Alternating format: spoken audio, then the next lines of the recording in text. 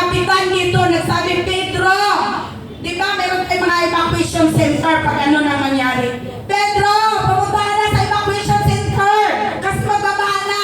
Ayaw ko bukap kasi nagdadasak po ako. Di ayaw niya. So, umalas na si kapitan. Ngayon, dahil gusto talaga ni Mayor na hindi malubog si Pedro, pumunta si Mayor, nagdala ng malaking dump truck. Kasi igarga si Pedro. Pedro, lumikas ka na dyan. Maanod ka na. Sabi ni Pedro, ayaw ko kasi nagdadasal ako ni Lord. Ngayon, ayaw talaga. So ngayon, dumating ang gobernador. Yan, grabe! Nadala ng helicopter. Ay, grabe yun! Kasi ang lakas na talaga ng ulan. Yan!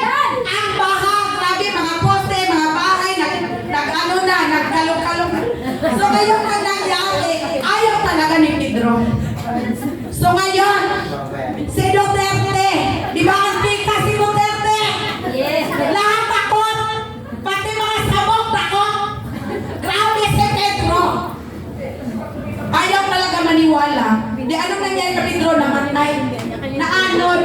So ngayon, gusto niyo ba maging Pedro na maanod? Ayan. Diyan po nagtatapos. Grabe! Anong lesson? Ano?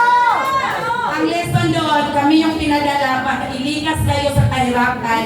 Dapat maniwala lang kayo. Tama! Tama. Si Pedro, Lord, bakit namatay siya? Kasi hindi siya maniwala eh. Gusto niyo ba mamatay? Hindi! Hindi. Pero gusto niyo yayaman. Bago ang buhay. Yes! Diba? So ayan, kung pinakinggan niyo, palakpakan natin ang lahat. Grabe, nakinig talaga si